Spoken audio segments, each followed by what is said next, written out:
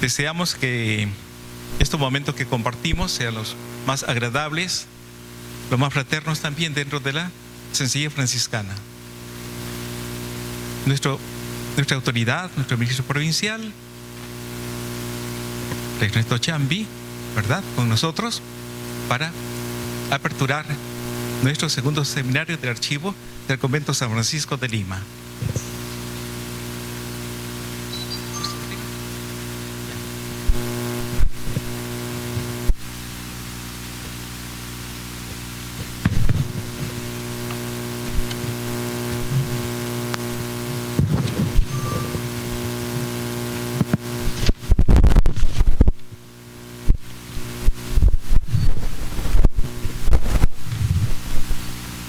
Muy buenos días a todos y a todas, a todas y a todos. En primer lugar, bienvenidos a este lugar histórico en donde nos encontramos todos reunidos para participar con mucho entusiasmo en el segundo seminario Archivos del Convento de San Francisco el Grande de Lima. El título del convento, muchos a veces no lo sabemos, el título como tal es Convento San Francisco de Jesús, no es San Francisco de Asís, es en honor al niño Jesús, al dulce nombre de Jesús, el Grande de Lima. Ese es el título que tiene el convento de San Francisco, como lo conocemos. Decía, bienvenidos a este convento histórico, a este convento lleno de historias, lleno de relatos, a este convento que hasta el día de hoy brinda muchos servicios. El servicio religioso, el servicio cultural, el servicio social, el servicio, vamos a decir, a partir del archivo histórico de San Francisco y otros más que tiene.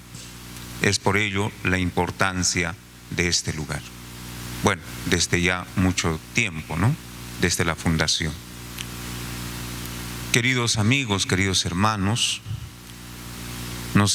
estamos presentes aquí, reunidos, con un fin: de seguir conociendo el tema de los archivos históricos de diferentes instituciones y en especial el trabajo que se está haciendo aquí en el archivo histórico a partir del proyecto de digitalización de los registros de manuscritos de la primera sesión del Fondo Monumental del Archivo de San Francisco de Lima.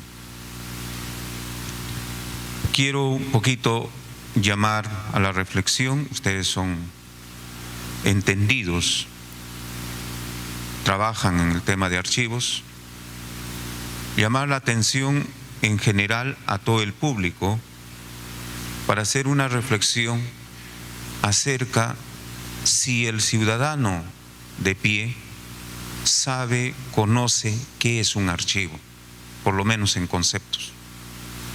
Para el ciudadano de pie, ¿qué es un archivo?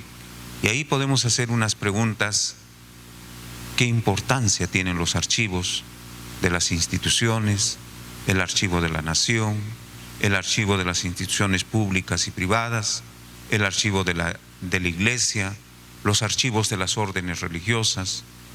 Bueno, en fin, entonces hacernos una pregunta: si conocemos, sabemos qué es un archivo. También otra de las preocupaciones es ¿para qué, por qué trabajamos en la conservación, en la restauración,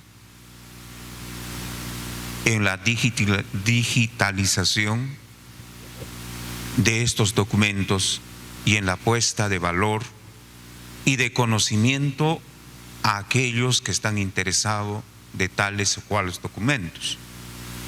Entonces, son simplemente reflexiones que yo les hago, comparto con ustedes, especialmente a aquellos que no están, vamos a decir, involucrados o entendidos con este tema. Lo otro es que para este tema hoy en día ya hay muchos recursos, hay muchos elementos que ayudan, ¿verdad? Está la técnica, la ciencia, la técnica, ¿no? Hay, vamos a decir, profesionales entendidos en esta materia, hay gente interesada, hay gente que se forma para manejar los archivos, pero también hay una realidad muy clara, el poco apoyo hacia estos archivos históricos, archivos regionales, archivos de las instituciones, porque siempre apelamos a la falta de recursos económicos. Pero lo que falta aquí de nuestras autoridades y de todos en general es la capacidad de gestión, de gestionar fondos para proyectos de esta envergadura que estamos reflexionando esta mañana en estos minutos. Y la otra parte, queridos hermanos, es invitarle, como empecé diciéndoles, que nos encontramos en un sitio histórico.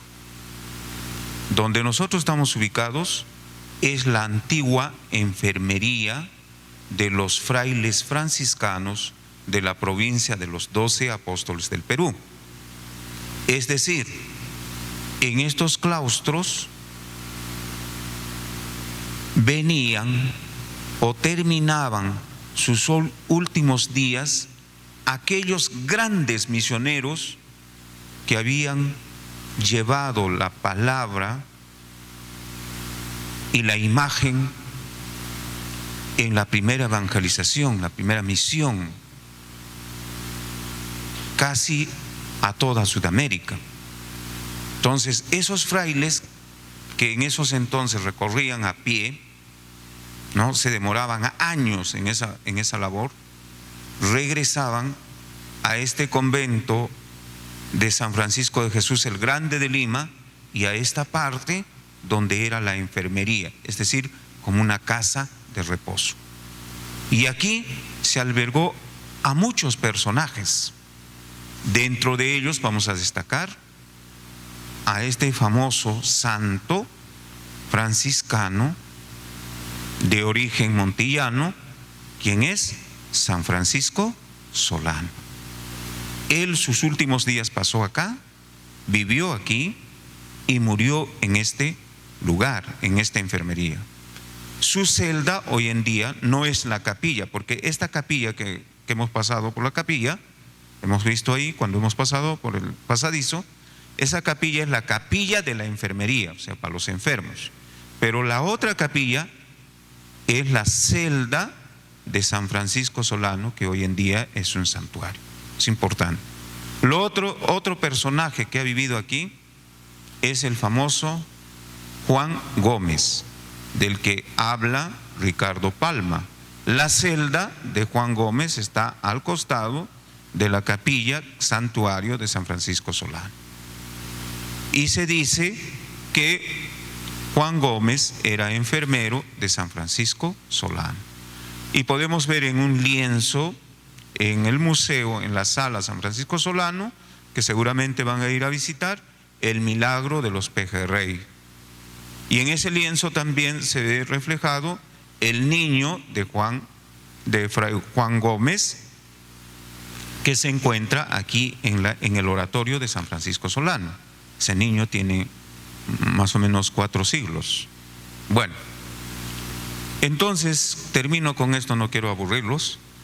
La importancia que tienen todos estos elementos que sirven como registros de nuestra grandiosa historia y valiosa historia de nuestro amado y querido Perú, y que debemos de conservarla, que debemos de cuidarla y que debemos poner un interés mayor a todo. El Perú creo que tiene mucha riqueza, muchísima, muchos registros, no solamente a partir de archivos, podemos ver los restos Ustedes van a visitar también el convento, el claustro principal, que hoy en día está dedicado ya exclusivamente a un museo, y se pueden dar cuenta cómo conjuga todas las manifestaciones artísticas ahí, desde la arquitectura, la talla de madera, la aplicación del pan de oro, las pinturas murales, la pintura de caballete, los libros corales, los azulejos, todo lo que encierra todo este sitio, este espacio, y que nos dice algo, ¿verdad? Que nos cuenta algo. Está mudo, pero a veces habla, ¿no? Y habla a través de los grandes investigadores, como tenemos aquí también la presencia del doctor, bueno, lo conocemos de vista, ¿no? Tenemos grandes gentes que hacen que hablen este legado que tiene San Francisco y que tiene nuestro querido Perú. Les deseo lo mejor, buena jornada para cada uno de ustedes, y estamos a sus órdenes, y bienvenidos a su casa, y con mucho entusiasmo damos por inaugurado el segundo seminario de archivos Convento San Francisco de Lima. Muchas gracias.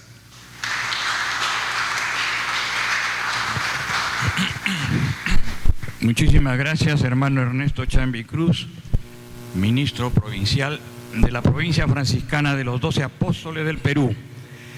Al extenderles el saludo fraterno de paz y bien a todos y cada uno de ustedes, lo hacemos con el mejor agrado, ya que estas palabras introductorias nos han hablado exactamente del lugar donde estamos, lleno de santidad, lleno de historia, lleno del traqueteo de la sandalia franciscana a través de la antigua enfermería del Convento Máximo de San Francisco de Jesús el Grande de Lima. Una vez más, entonces, bienvenidos a esta su casa. Continuando con el programa, que es la presentación del seminario de archivos, que en realidad este segundo seminario refleja las consecuencias, las conclusiones de todo el trabajo que se ha venido haciendo de la digitalización de los libros, que yo los considero como oro en polvo, lo que tenemos en el archivo de acá de San Francisco. Entonces es un trabajo minucioso, y que gracias al auspicio de la Biblioteca Británica y al esfuerzo también del archivo franciscano se ha llevado a cabo. También es conveniente, como el año pasado, extender los conocimientos del contenido del archivo del Convento Máximo de San Francisco. Igualmente, las colecciones valiosas que tiene este archivo para divulgación de propios y extraños. Cuando decimos de propios y extraños, es aquellas personas que por primera vez se enteran del contenido de estos archivos, y también aquellos estudiosos que muchos de ustedes nos acompañan. Inmediatamente entonces hacemos la presentación de este segundo seminario de archivos a cargo del señor Sergio Cagaguala Castro. Bienvenido, por favor.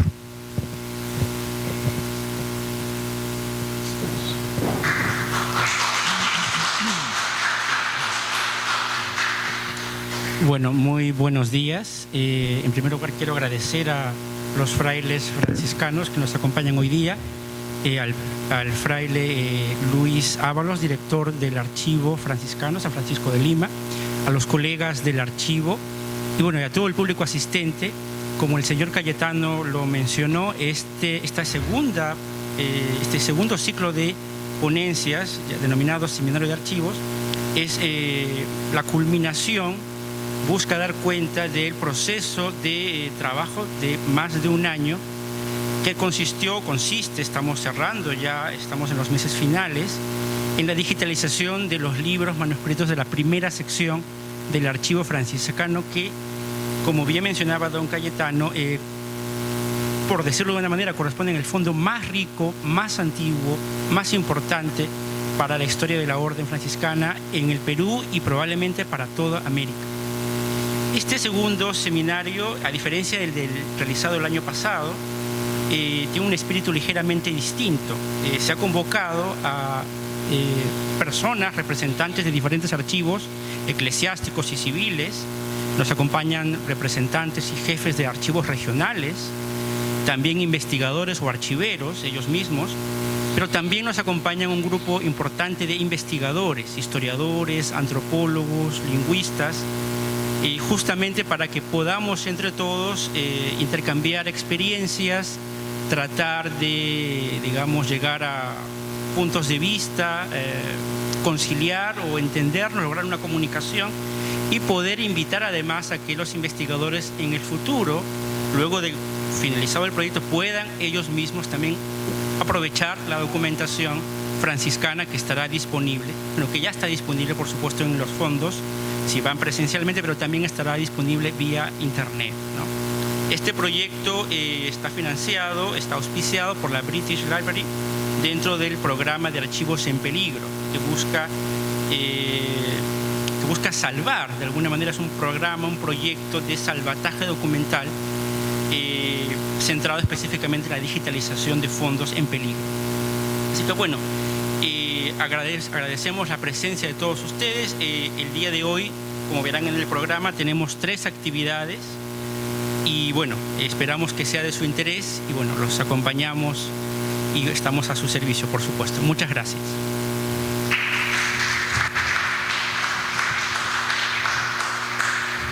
Muchísimas gracias, Sergio, por este compendio apretadísimo que nos pone al tanto por qué nos hemos convocado.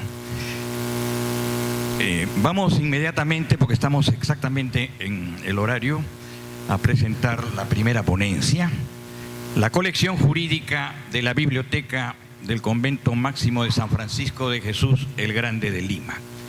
Permítame hacer una breve referencia del primer ponente.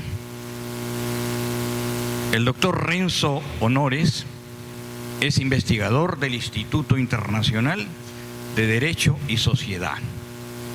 Estudió Derecho en la Pontificia Universidad Católica del Perú, en donde obtuvo su licenciatura en Derecho y maestría en Derecho Civil.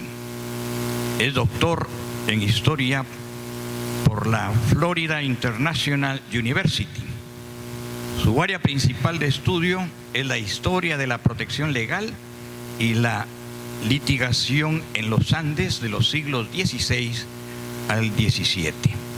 En la actualidad concluye un manuscrito sobre la litigación y la cultura jurídica en Lima entre 1538 y 1640.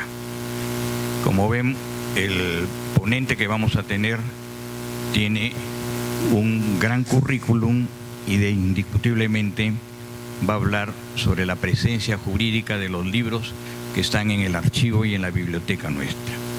Invitamos al doctor Renzo Honores a pasar adelante a la mesa de honor para iniciar su participación. No sin antes ofrecerle una salva de aplausos.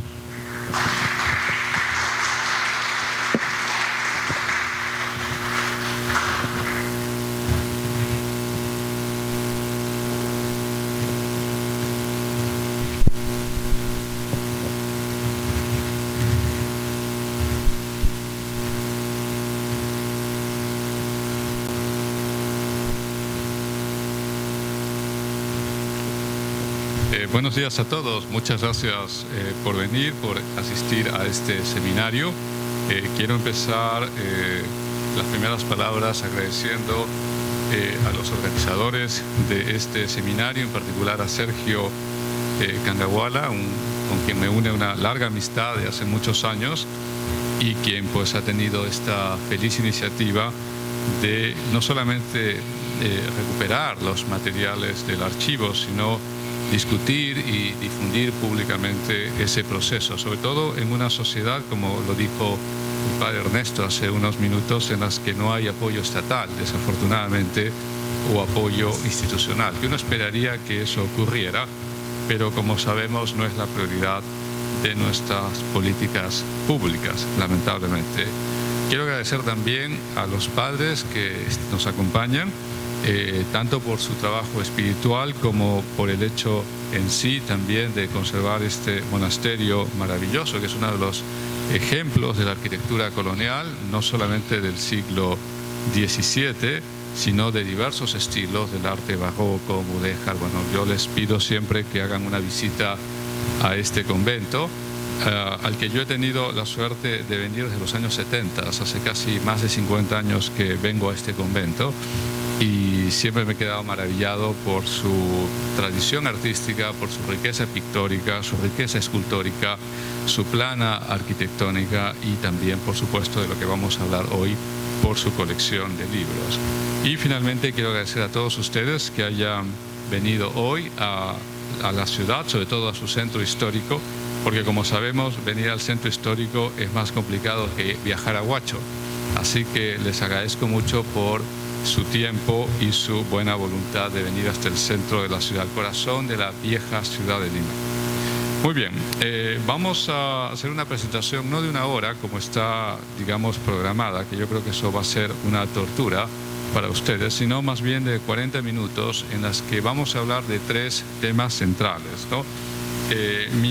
Bueno, acá les voy a comentar un poco la sinopsis de la presentación, pero hay, digamos, 3 temas centrales que son el tema 1, que es lo que es propiamente la colección jurídica, por qué la colección jurídica que tenemos aquí en el convento es valiosa, cuál es su relevancia, qué títulos existen y por qué es importante saberlo. Eso sería, digamos, el tema primero. El segundo tema es sobre el derecho civil y canónico, que en el periodo temprano moderno, o sea, siglo XVI y XVII, se llamaba jus comune. Vamos a explicar qué significa esa palabra latina, jus comune, y cómo se vincula con la colección que tenemos aquí en el convento. Y la última parte es una reflexión no vinculada ciertamente a la parte más de conocimiento jurídico, sino a la parte más normativa, que es sobre los bienes culturales. Así que esos son los 3 grandes temas que vamos a discutir hoy, pero mi presentación está dividida en 5 partes. Parte 1, que es la introducción; parte 2, que es la cultura jurídica; parte 3, que es el jus comune; parte 4, que es bienes culturales; y parte 5, que son conclusiones. Bueno, antes de continuar, no sé si me escuchan bien o si hay algún sonido, no hay problema. Bueno, si es así, entonces vamos a presentar este texto. Bueno, este texto tiene una larga historia. Yo empecé a escribirlo en los años 90, cuando en la biblioteca del convento de San Francisco trabajaba Ana María Vega, que ya lamentablemente no está con nosotros, y que quisiera mencionarla porque ella fue durante muchos años la bibliotecaria del convento, y en el caso particular de quien les habla, me permitió no solamente tener acceso a la biblioteca, sino poder ver directamente los libros. En esa época, en los años 90, Ana María tenía un boletín, que era el boletín del convento de San Francisco, y básicamente eran noticias bibliográficas o notas referidas al convento. Por ejemplo, historia de la fábrica, historia o biografía de un personaje notable, libros y demás notas. Y ella muy amablemente me invitó para que escribiera una pequeña nota sobre la colección, y ese fue el comienzo de mi interés en la colección jurídica de la biblioteca del convento. Así que no quería que pasara la ocasión para rendirle homenaje a Ana María, que hace muchos años que dejó de estar con nosotros, pero que para mí al menos siempre fue pues una persona colaboradora y de confianza. Muy bien, en los años 90, como les comento, empecé a venir al convento, y una cosa que me sorprendió gratamente fue que la colección jurídica tenía textos que no estaban en la Biblioteca Nacional. En los años 90 la Biblioteca Nacional funcionaba aquí, en esta misma recta, no en la calle Amazonas, sino en la calle Abancay o la avenida Abancay, en la cuadra 4 de Abancay, en el centro de la ciudad, muy cerca a la Cancillería.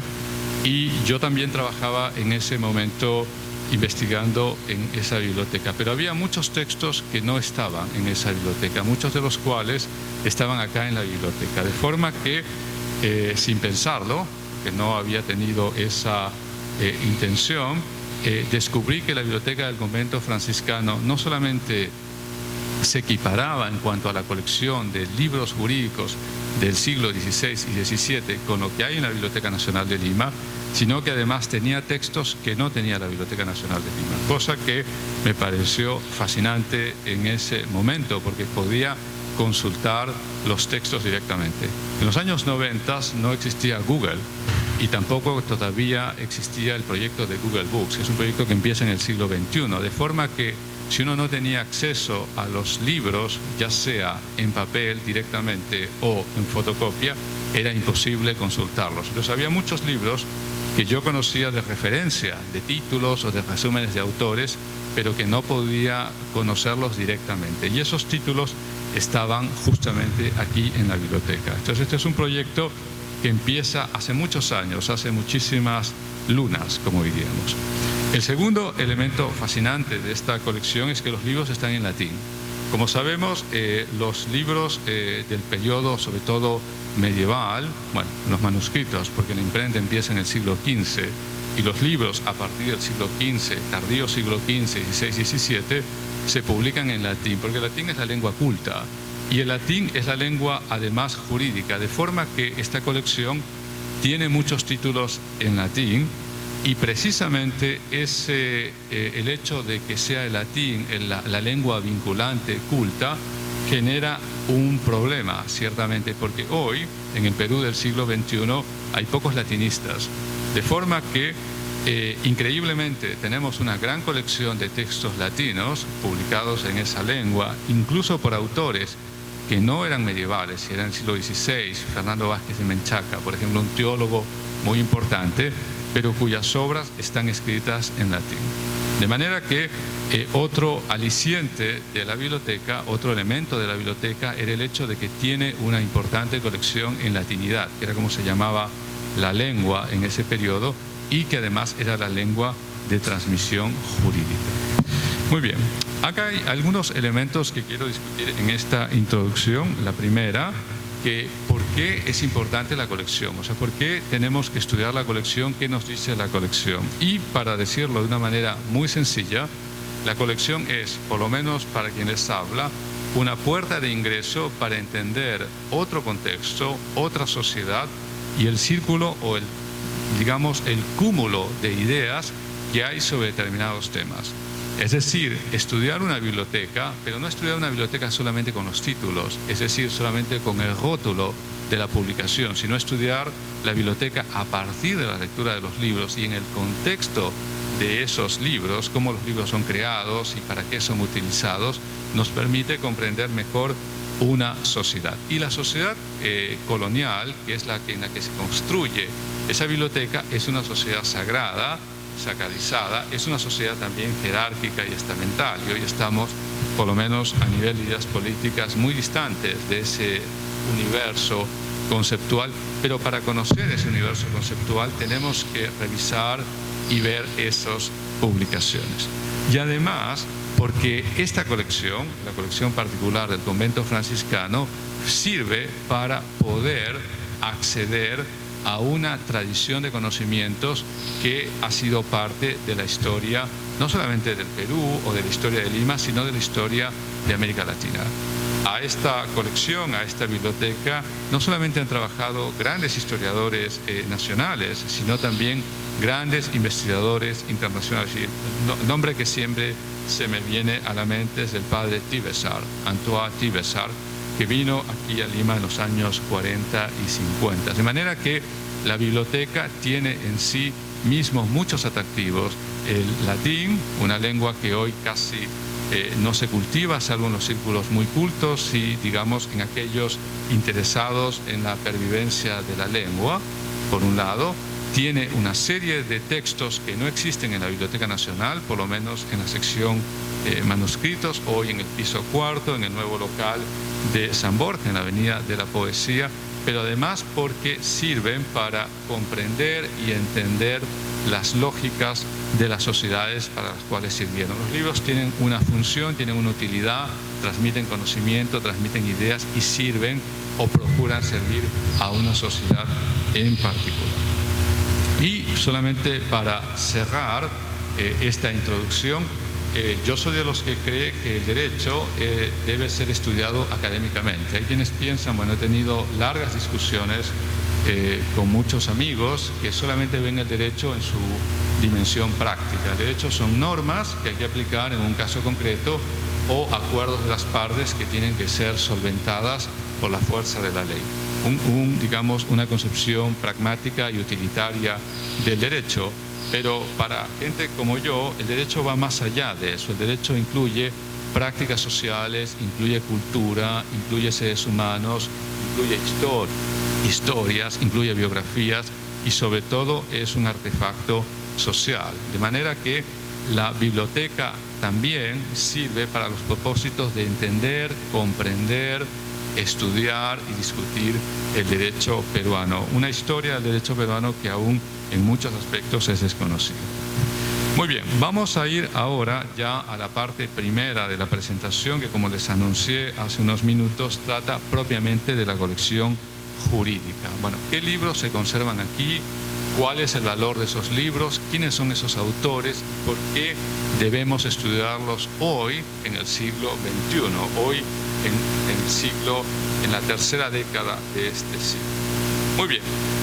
Acá hay libros muy valiosos y voy a empezar enumerando algunos autores y comentando brevemente algunos textos y luego vamos a discutir un poco qué significan esos textos, qué significa ese acervo.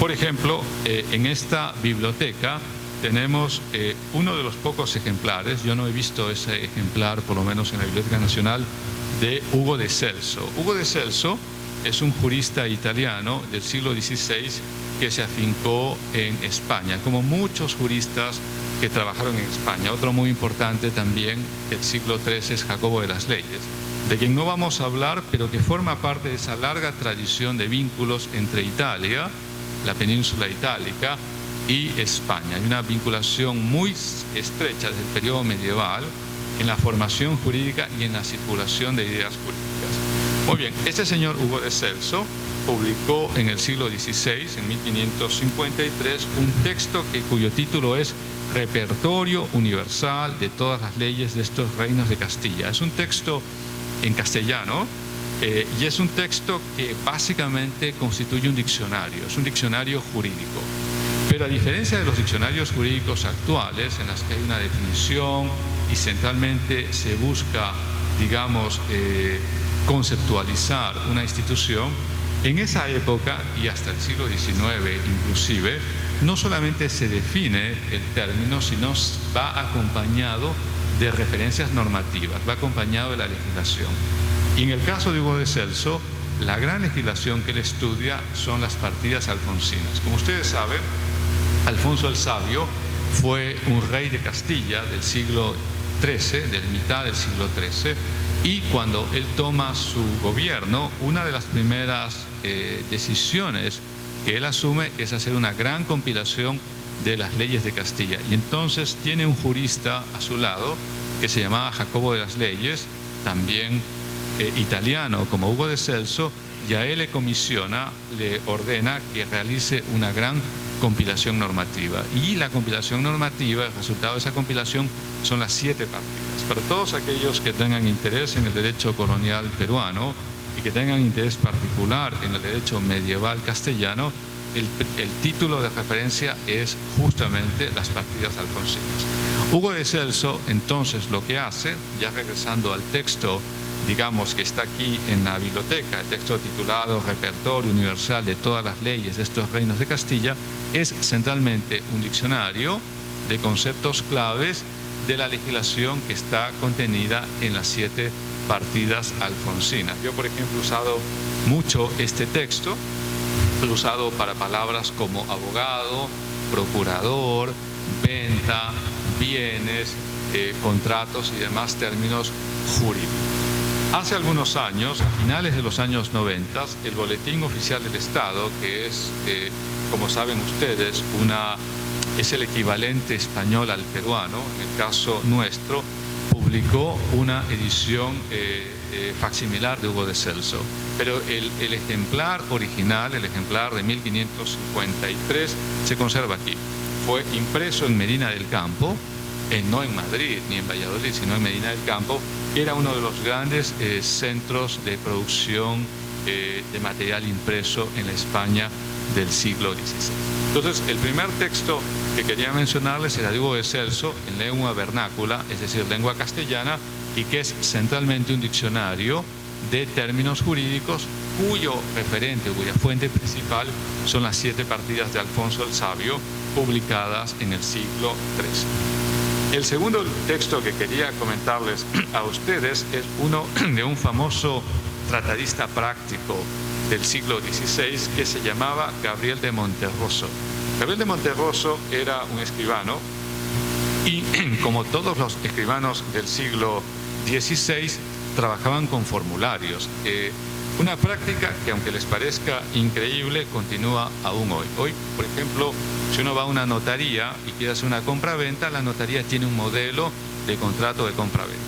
Si uno quiere hacer, digamos, o constituir una sociedad anónima, la notaría tiene un modelo de sociedad anónima. Si uno quiere constituir una sociedad de responsabilidad limitada, la notaría tiene un modelo de sociedad de responsabilidad limitada.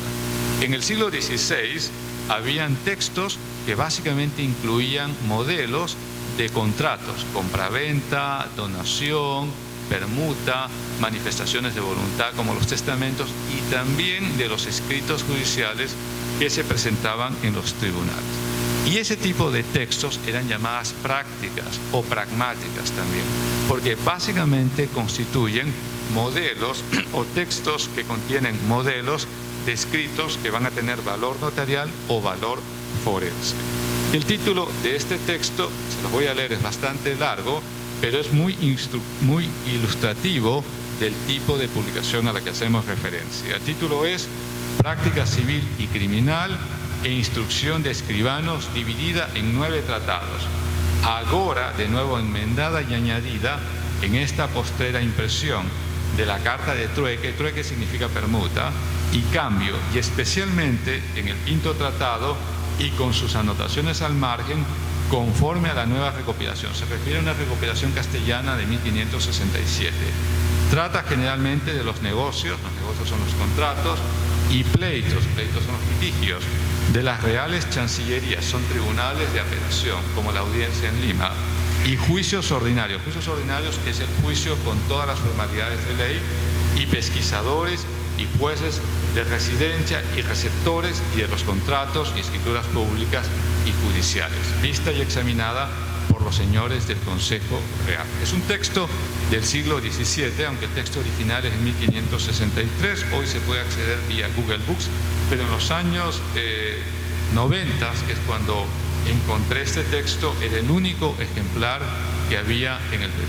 No había otro ejemplar, era muy citado por diversos autores. Uno de los más importantes que lo había citado era Richard Kagan, que es un autor estadounidense que escribió un libro sobre litigios en Castilla en el siglo XVI, y él mencionaba la importancia de este tratado. Y este texto yo no lo conocía directamente, evidentemente lo conocía de forma indirecta, y gracias al convento franciscano pude ver. Muy bien, esos son los textos castellanos, pero la mayoría de libros que conserva esta biblioteca están en latín. Y eso es una gran dificultad para todos nosotros, porque, como ya sabemos, el latín no se cultiva como lengua, no se enseña en la escuela, se enseña en pocas universidades. Una de las pocas universidades donde se enseña latín es en el seminario de Santo Toribio, y luego pues dejamos de contar, tal vez la Universidad Católica, donde pues yo pude estudiar latín hace muchos años, y luego tal vez la Universidad de San Marcos. Entonces tenemos allí una dificultad lingüística, y es una paradoja porque tenemos una gran colección de libros latinos aquí en la biblioteca del convento que no son leídos o no pueden ser leídos por esta dificultad lingüística. Y voy a leerles algunos. Por ejemplo, alguno muy importante es uno de los grandes autores del siglo XIV italiano, que se llamaba Baldo de Ubaldi, pero que en la versión latina se llama Baldi Ubaldi, ¿no? Y acá les voy a leer el título en latín, que es básicamente unos comentarios del primer libro del Digesto. Les voy a comentar en unos minutos de qué consiste el primer libro del Digesto. Dice lo siguiente: Clarissimi comentaria imprima digesti. Eso es básicamente clarísimos comentarios. Comentaria es el plural en latín. Imprima digesti veteris, que quiere decir la parte vieja del primer libro del digesto. Parte in sumo studio, et labore collatis vestusissimes exemploribus in numerus prope mendis purgata. Básicamente es una versión sintética del primer libro del digesto. El primer libro del digesto, para los que lo han podido leer, es una descripción de lo que es el derecho y la naturaleza del derecho. El digesto, y voy a hacer una pequeña digresión y me van a disculpar que la haga, es una de las grandes compilaciones del derecho romano. Digesto se hace en el siglo VI por orden de Justiniano. Justiniano era un emperador romano oriental, un emperador bizantino cuya sede de residencia era Constantinopla, hoy conocida como Estambul, una de las grandes ciudades de Turquía, la parte occidental turca, la parte europea de Turquía. Pues bien, este emperador ordenó a sus juristas, y en particular a uno muy importante que se llamara Triboniano, que compilara todo el derecho romano. Y entonces Triboniano dijo, bueno, vamos a trabajar con el derecho romano y cómo vamos a hacer ese trabajo. Entonces se formaron algunas comisiones de trabajo y él tomó la decisión de hacer uso de los principales textos que explicaban el derecho romano y que habían sido escritos por romanos. Y el principal jurista romano que utilizó Triboniano era Ulpiano. Ulpiano era un jurista, Triboniano era del siglo VI después de Cristo, pero Triboniano hizo uso de un jurista que había nacido en el siglo II, que se llamaba Ulpiano. Y Ulpiano era además sirio, es decir, Ulpiano no era romano europeo, era de la zona del Medio Oriente, de lo que hoy es Siria. Y este señor Ulpiano escribió muchos comentarios o muchas, excursiones, muchas, informes jurídicos, sería probablemente la palabra más apropiada, del derecho romano. Y esa construcción de Ulpiano, esos conceptos de Ulpiano fueron sintetizados o copiados literalmente en el digesto Justinianeo por Triboniano. Pues bien, como esos textos había que explicarlos y había que entenderlos, porque se produce con el digesto lo mismo que se produce con otros libros, que hay que interpretarlos, que hay que estudiarlos. ¿Qué quiere decir la palabra justitia? ¿Qué significa justicia? ¿Qué quiere decir la palabra lex? ¿Qué significa ley? Por ejemplo, entonces aparecieron autores para comentar y discutir el digesto. Pero además, porque en esa época, en el siglo XVI, en el caso del Perú, en San Marcos en particular, se estudiaba el derecho leyendo el digesto. Es decir, los profesores venían y recitaban el digesto en latín y luego lo comentaban en lengua vernácula. Entonces, para apoyarse en las lecturas, los estudiantes necesitaban de textos como el de Valli di Ubaldi, un texto que había sido escrito en el siglo XIV, es decir, un texto bastante antiguo, pero que había sido impreso en el siglo XVI. Este texto fue publicado en la ciudad de Turín y el nombre latino es Augusta Taurinorum, ese es el nombre latino de Turín. Entonces, aquí en la biblioteca del convento franciscano pueden encontrar ustedes textos sobre el derecho castellano, pero también sobre el derecho romano, como por ejemplo este texto de Baldo de Ubaldi. Baldo de Ubaldi nació, para los que quieran tener una idea, en 1327 y falleció en el año 1400. Muy bien, hay otro texto también de Mateo de Baldi de Ubaldi, que es un comentario del libro cuarto de las instituciones. No, es un comentario de las instituciones. Las instituciones, voy a leerles el título que dice clarissimi, comentario ad quotur institutionem libros sumo studio labore collatis. Las institutas, como ustedes saben, era un texto que fue escrito no por Ulpiano, creo que fue escrito por Gallo, si no me equivoco, y básicamente era un manual introductorio del derecho romano. Entonces, ese manual introductorio sintetiza en 4 libros el derecho romano. Si alguien quiere conocer derecho romano, antes que estudiar el digesto justinianeo, que son 50 libros, imagínense ustedes lo que hay que leer, es mejor leer Las instituciones, que es un solo libro dividido en 4 partes. Obviamente hay que entender los párrafos, y precisamente para entender los párrafos y el contenido de esas instituciones, Baldo de Ubaldi hace unos comentarios. Por eso él era considerado uno de los grandes conocedores o comentaristas del derecho romano. Y ya un poco para terminar esta parte y hablar un poco de qué significa la colección, quiero mencionar a otro gran autor, que es un teólogo jurista español, que se llama Fernando Vázquez de Menchaca, cuyo nombre latino es Fernindani Vasqui Pinchani Mencacensis.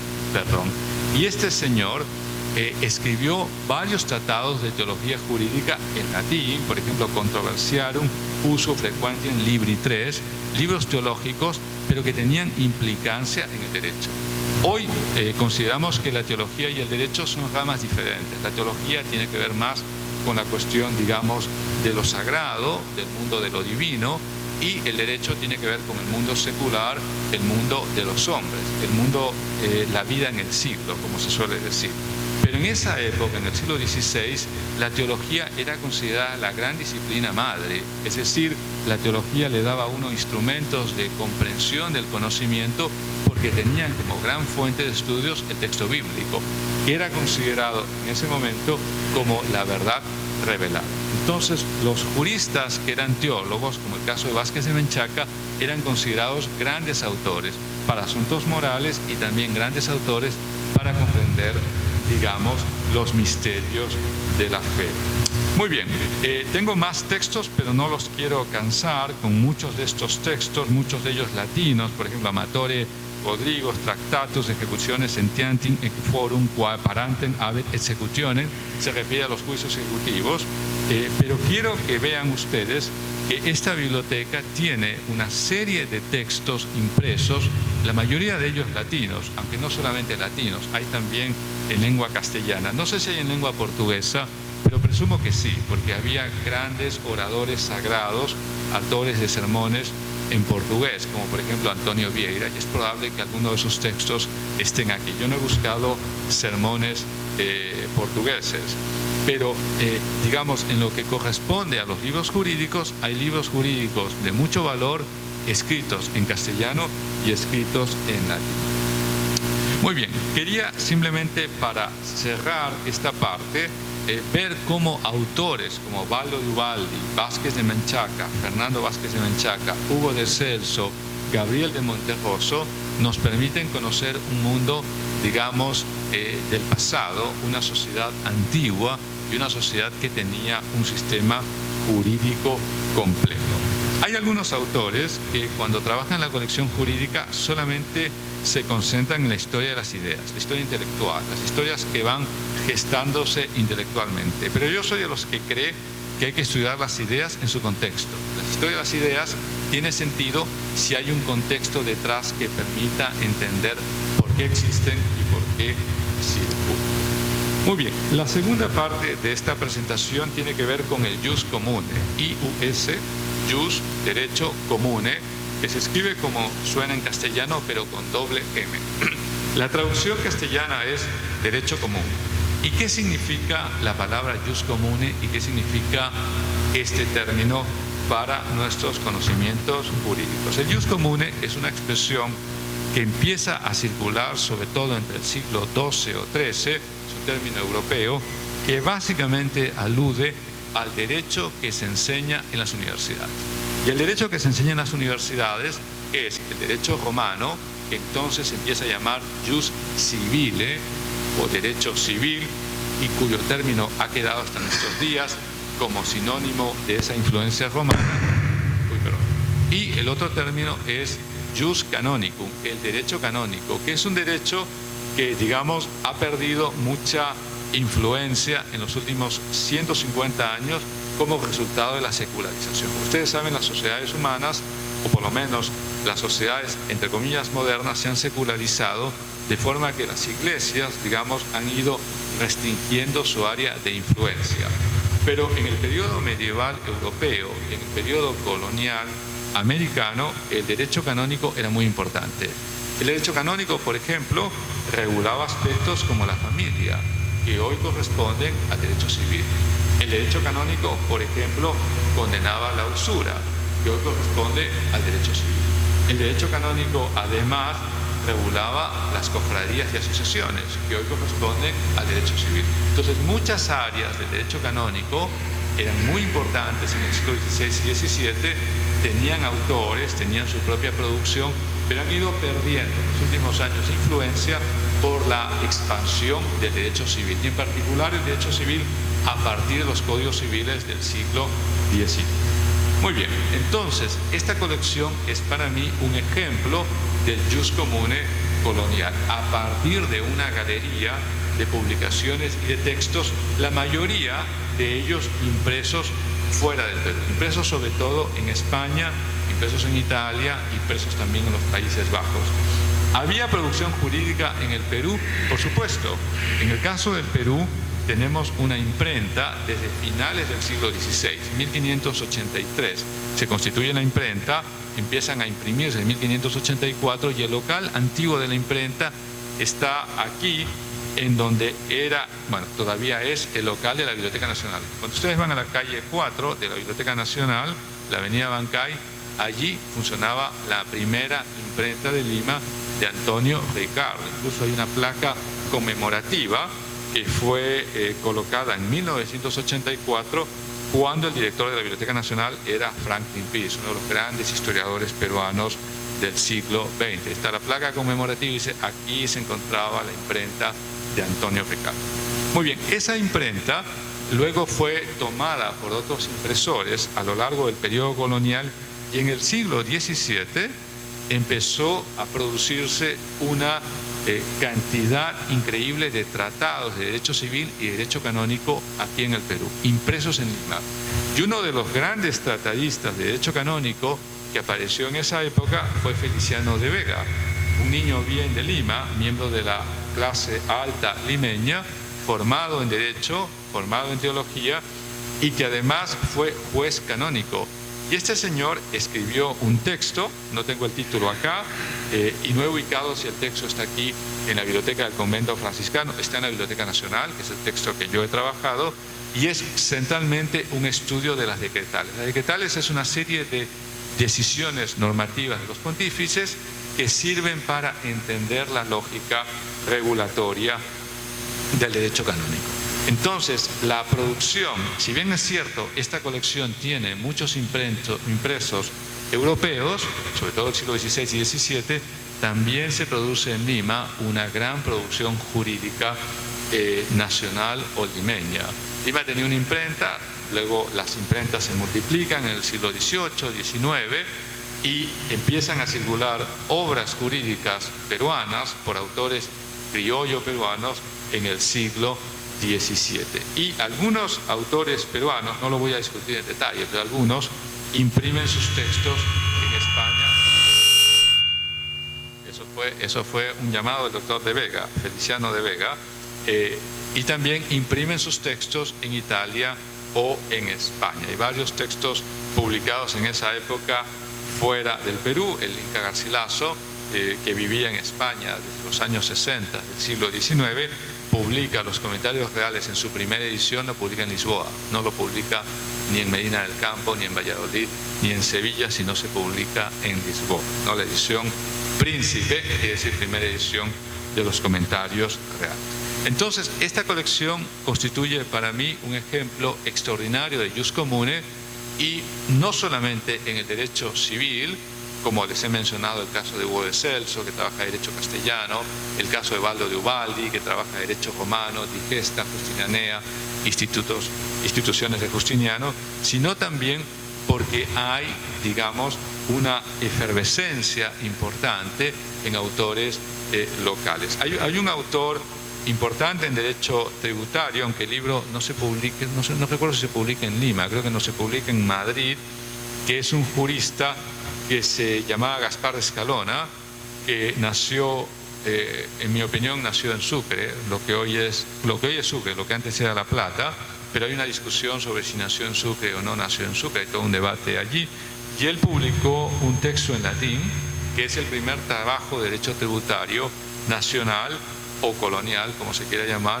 cuyo título es Gasofilacium Reium Perubicum. Gasofilacio alude como una especie de cofre, un tesoro, ¿no? Es un poco el término y se refiere a la hacienda real. Es un tratado sobre la hacienda real. Y este autor vivió muchos años en Lima, vivió 10 años en Lima, porque fue jurista y asesor jurídico del virrey Conde de Chinchón. El Conde de Chinchón fue un virrey que gobernó el Perú entre 1629 y 1639. Entonces vean ustedes cómo se produce en el siglo XVII una efervescencia de estudios jurídicos y en particular un interés en el derecho civil y en el derecho canónico.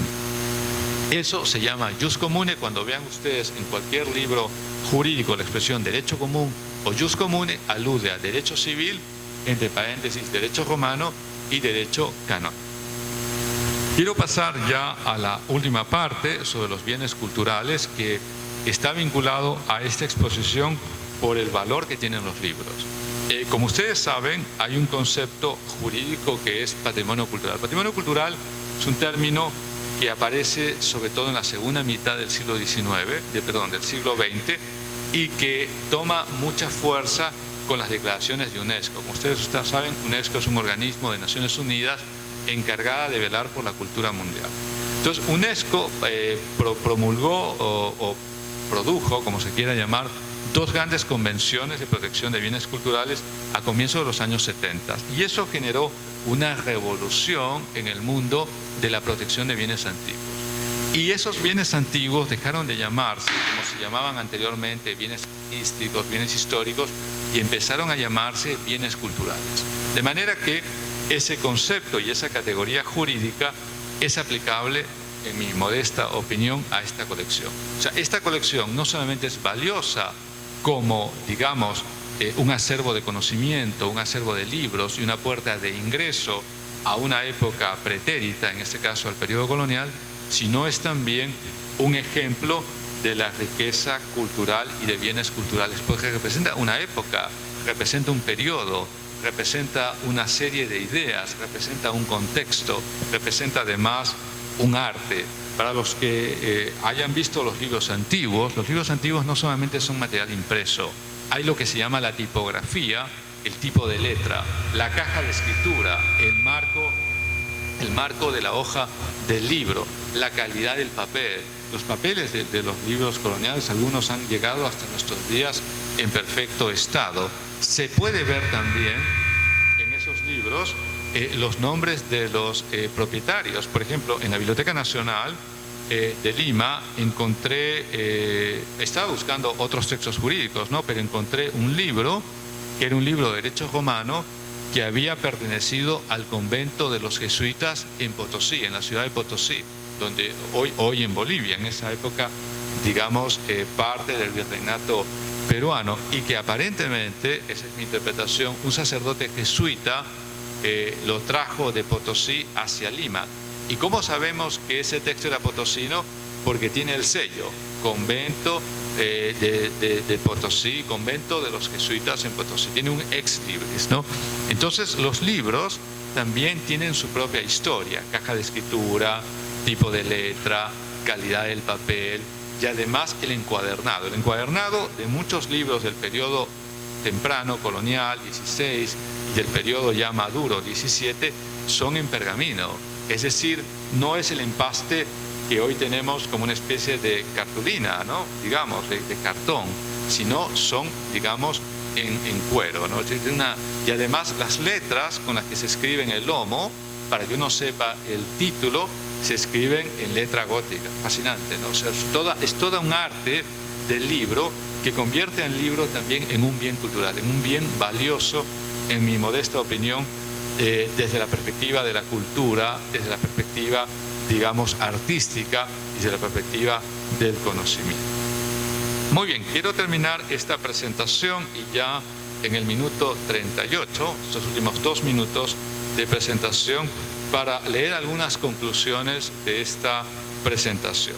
Primero, y la más importante conclusión, es que estamos ante una rica y valiosa colección. Es decir, La biblioteca del convento franciscano tiene una importante colección que es de enorme utilidad para un investigador interesado en el derecho medieval europeo y en el derecho colonial de los siglos XVI y XVII. Esa sería para mí la primera conclusión. La segunda conclusión de esta presentación es que estos libros constituyen un ejemplo de una tradición que se llama derecho común y que en latín es conocido como jus comune y que incluye libros en derecho civil y libros en derecho canónico.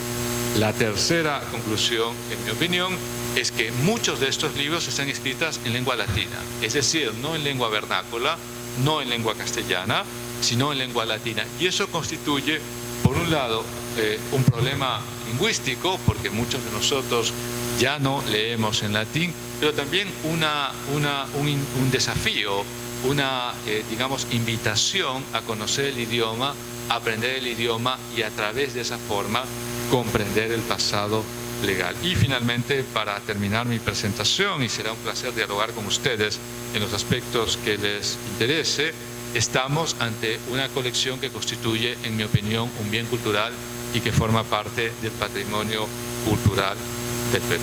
Muchas gracias por su atención.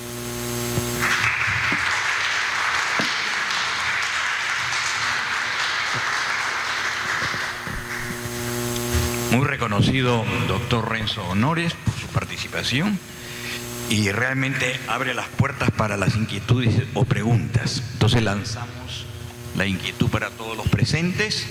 Si hay alguna pregunta fresquecita para el doctor.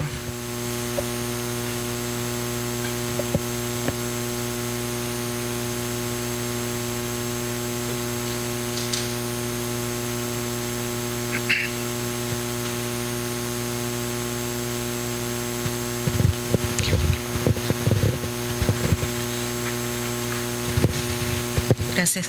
Buenos días, doctor Honores. Buenos días, compañeros y participantes. Gracias por la organización de este seminario de archivo que de verdad nos permite y nos lleva a la reflexión sobre el mundo archivístico y su importancia para lo que es la custodia del patrimonio documental.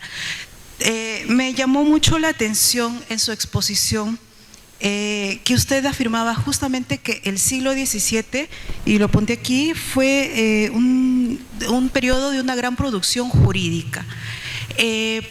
Y básicamente las leyes obviamente fueron, por decirlo así, importadas del viejo mundo, ¿no? Del mundo castellano y del mundo latino en general, del derecho romano.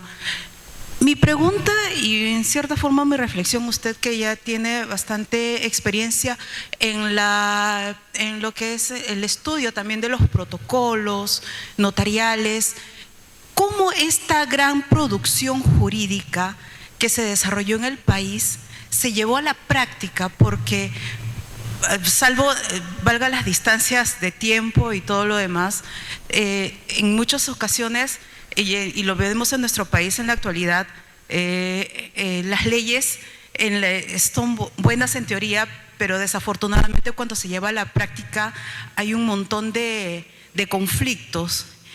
¿Cómo era esto en una Lima o en una sociedad, en un Perú colonial, con muchas desigualdades y diferencias de clase? Gracias. Bueno, muchas gracias. Gracias por la pregunta, ¿no? Hay varios temas para discutir ahí. Vamos a empezar con el tema de la inaplicación de la ley. La inaplicación de la ley es un fenómeno también del derecho, es decir, la teoría jurídica sostiene que una vez que se promulga la ley es conocida por todos y debe ser cumplida por todos. Es un mandato normativo, pero es una ficción. O sea, ciertamente uno le pregunta a cualquier persona en la calle sobre determinada ley, incluso sobre las normas más importantes, la Constitución, ¿no? Yo siempre hago la broma y les pregunto a las personas qué dice el artículo 1 de la Constitución, y la gente me dice, bueno, debe decir algo importante, ¿no? Entonces hay un desconocimiento específico de la normativa, pero también, y esto es otra cosa muy interesante, es que aunque la normativa es desconocida, siempre los ciudadanos de a pie tienen una idea de justicia. Pueden decir, esta norma es justa, o esta norma me parece muy injusta, esta norma es beneficiosa o esta norma es perjudicial. Y podría ponerles muchos ejemplos en un sentido o en otro. La ley en el periodo colonial, como hoy, se incumple, y evidentemente, y no solamente se incumple en el Perú, sino se incumple en muchas partes del mundo. Pero el hecho de que se incumpla la ley no significa que no haya fenómenos jurídicos o normativos. Y le voy a poner varios ejemplos. En los últimos años ha habido toda una generación de historiadores, algunos nacionales, Giovanni González, por ejemplo, estudiante que estudió historia en la Universidad de Villarreal, o historiadores extranjeros, José Jouvet, que es español, catalán, o Michelle McKinley, que es estadounidense. Y ellos tres han trabajado, González, McKinley y Jouvet, han trabajado el tema del uso del derecho por los afroperuanos. Por muchos años, los afroperuanos, como ustedes saben, han sido considerados el sector más estigmatizado de la sociedad colonial. Eran esclavos, eran bienes, eran propiedades, por consiguiente no tenían voz, eran sujetos digamos, de explotación, de violencia, etc. Y en la historia peruana, en la historiografía peruana, sobre todo en los años 60, 70, se estudiaban revueltas de esclavos. O sea, para estudiar a los esclavos, ahora llamados sujetos esclavizados, había que estudiar sus revueltas, porque las revueltas expresaban su descontento y furia social hacia un sistema que los excluía. Pero en los últimos 20 años, los trabajos de Giovanni González, Michelle McKinley y José Jouvet ha demostrado que esos afroperuanos del siglo XVII, y en particular de la ciudad de Lima, hacían uso del derecho, y en particular del derecho canónico, porque se quejaban, por ejemplo, ante las autoridades eclesiásticas de maltrato por parte de sus amos, de maltrato por parte de sus amos sacerdotes, y también del cumplimiento de declaraciones de voluntad, porque decían, mi amo o mi ama me dijo que el día que yo muriera sería libre. Y acá tengo un papelito en la que me dijo, felicita, el día que yo me encuentre con el Señor, usted será libre. Y le pido a usted, señor juez, que me declare libre. Un juez canónico, ¿no? Entonces, allí, a partir de esa experiencia del uso del derecho por los afroperuanos, se ha abierto una nueva pregunta de investigación. Sí, la ley se inaplica, pero eso no significa que algunos segmentos de la sociedad no hagan uso de normas que pueden beneficiarles, como por ejemplo en el caso de estos amigos afroperuanos que no sufran maltrato físico y que puedan tener la calidad de libros, por ejemplo. Y los libros se han publicado en castellano y curiosamente, esa es una de las cosas que más me sorprende, son desconocidas en las facultades de Derecho, porque yo se los he comentado a profesores de Derecho y me dicen, no, eso es imposible, eso no puede ocurrir. Bueno, yo no digo que no puede ocurrir, acá está el libro, ¿no? Y acá están los casos. Y los casos se conservan en el Archivo Arzobispal de Lima, que está ubicado hoy en el barrio de Santa Catalina. Entonces, eso es un ejemplo que muestra cómo se utiliza el derecho. Sí, muchas normas no se cumplen, pero algunas en particular, y depende del grupo de interés, pueden poner en movilización o digamos, en funcionamiento el aparato judicial. Además, otro dato, sobre todo que lo da Michelle McKinley, ella sostiene que Lima era una ciudad negra. No, todos asocian a Lima como un ejemplo y reducto del criollismo, una sociedad de criollos, de ascendencia española, nobles y muy acomodados. Pero la Lima que hoy se conoce a través de la historia es más bien una Lima que tiene casi más del 50% de población afrodescendiente.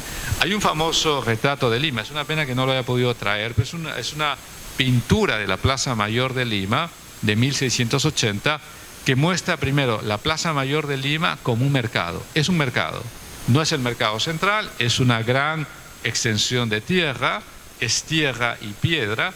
Entonces uno ve mucha gente que pone pequeños manteles y que venden frutas y que además se tienen un tocado blanco en la cabeza, lo cual es fascinante. O sea, la moda africana es usada en Lima en el siglo XVII. Eso luego se pierde probablemente en el siglo XIX, pero en ese momento se puede ver con total, digamos, claridad en la pintura. Y están vendiendo chirimoyas, mangos, pacaes, porque el cuadro aparece los productos nativos que se están vendiendo en el mercado.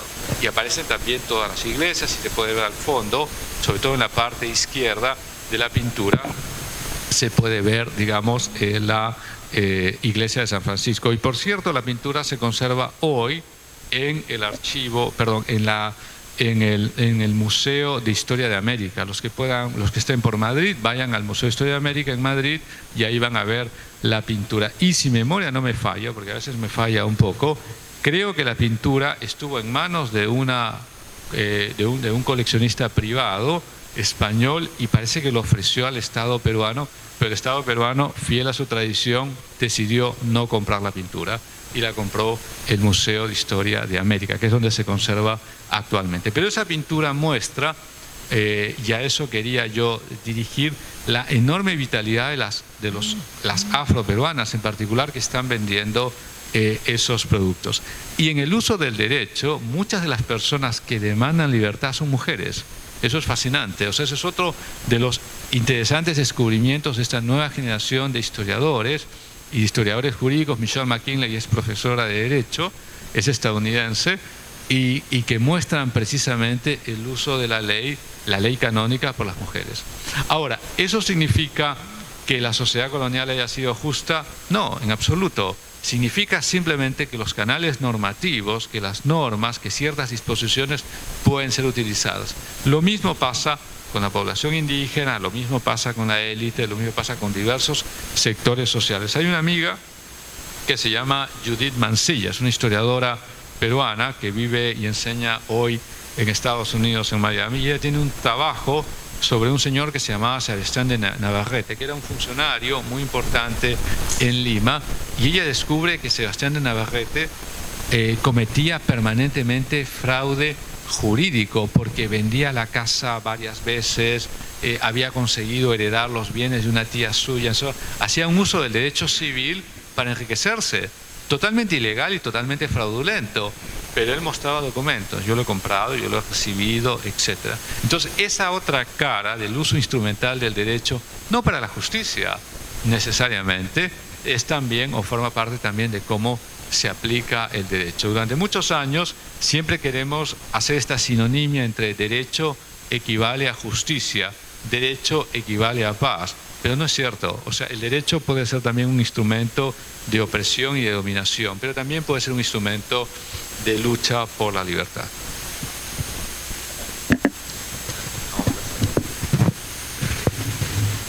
Gracias. Buenos días. Esa bifurcación entre derecho civil y canónico a la que usted hizo mención, que evidentemente es producto de la progresiva secularidad de toda sociedad, ¿usted podría datar algún proceso de repente o algún evento que marcó esa bifurcación y a qué se debió? Y mi segunda pregunta sería si usted ha tenido la oportunidad de visitar la biblioteca también del convento de San Francisco de Santa Rosa de Ocopa, donde sé que también hay manuscritos porque del siglo XVI también. Gracias. Muy bien, muchas gracias y gracias por la pregunta. Y empiezo por la parte final. Sí, hace muchos años yo fui a Ocopa. En los años 90 en la Universidad Católica había un centro que se llamaba Centro de Estudios Coloniales, que estaba dirigido por Luis Bacigalupo, que es uno de los grandes filósofos peruanos y que ha escrito un libro reciente que se llama Aristóteles en París, ¿no? Es un libro que publicó la Universidad Católica hace un año o dos sobre historia del pensamiento filosófico. Pero Lucho en esa época tenía mucho interés también en el pensamiento colonial y había estado en Ocopa a comienzos de los 90 y se había quedado deslumbrado por la colección. Entonces, a partir del 95-96 empezaron a organizar eventos de algunos interesados en la historia del pensamiento peruano a través de Ocopa. Entonces yo fui varias veces a la biblioteca del convento y el convento se constituye en el siglo XVIII. Es un convento no del periodo temprano, de la época de los Habsburgos del siglo XVIII, no me acuerdo si es los años 30 o 40 del siglo XVIII, y tiene sobre todo mucho material teológico. Más que material jurídico, tiene material teológico, pero igual es importante. A mí, yo por ejemplo, he trabajado mucho con textos de teología. Hay un famoso teólogo que se llamaba Bartolomé Vadillo, paraguayo, que enseñó teología en Lima y que es autor de tratados jurídicos. Por ejemplo, tiene un tratado sobre los testamentos, ¿no? Totalmente desconocido aquí en Lima. Yo vi ese texto en Estados Unidos, en la colección de la biblioteca John Carter Brown. Yo dije, wow, esto no lo conocía, ¿no? O sea, y su tratado de los testamentos es justamente un formulario de cómo otorgar testamentos. Digamos, otorgar testamentos, y al final, una cosa que me llamó mucho la atención, transcribe las normas de las partidas. Porque claro, en ese momento no es como hoy que tenemos acceso digital a todas las normas. Hay que buscar el texto impreso. Entonces, la biblioteca de Ocopa, para cerrar ese asunto, es muy rica. Tiene libros sobre todo más de teología del siglo XVIII, es también de la orden franciscana y es también otra de las grandes colecciones de libros que hay en el Perú. Hay una gran colección también en Arequipa, no recuerdo el nombre de este claustro, pero Carlos Ramos, el gran historiador del derecho peruano, publicó un texto sobre la biblioteca jurídica, digamos, de este convento. No me acuerdo el nombre ahora del convento, pero es otra gran colección que no está en Lima, ¿no? Nosotros solemos pensar, por el centralismo limeño, que las cosas importantes están en Lima, y eso es completamente falso. Los grandes libros jurídicos están en Arequipa, en Puno, en Huamanga, digamos, y algunos fuera del Perú. En Huamanga, inclusive, hace poco se denunció la pérdida de algunos libros del siglo XVII, lamentablemente. Allí hubo una cosa un poco trágica, desafortunadamente. Pero hay una gran colección de libros porque, por ejemplo, en Huamanga funcionaba una universidad que ahora funciona, la San Cristóbal de Huamanga, que empezó como un seminario de teología. Y era un seminario que formaba sacerdotes, y la historia de ese seminario está completamente desconocida, ¿no? O sea, qué materias teologales estudiaban teología moral, no lo sabemos aún. Ahora, quería pasar al punto 1, la secularización. La secularización es progresiva, es decir, no empieza en un año, pero voy a comentar varios ejemplos de secularización. Hay un ejemplo muy representativo que es la edificación de cementerios. El primer cementerio de Lima se edifica a comienzos del siglo XIX, el presbítero maestro, creo que el año 1808, me parece. Pero las personas empiezan a inhumar, enterrar a sus muertos recién en los años 20 del siglo XIX. ¿Y por qué? Porque había la idea de que si uno lo enterraba fuera de Campo Santo, esa persona no iba a salvar su alma. Entonces era una idea muy sagrada, que era muy presente. Uno va, por ejemplo, al presbítero maestro, las tumbas más antiguas son de los 20, 30, 40 del siglo XIX. Pero ya en 1840 en adelante, ya mucha gente, yo diría casi mucha gente de la sociedad limeña, se entierra en el presbítero.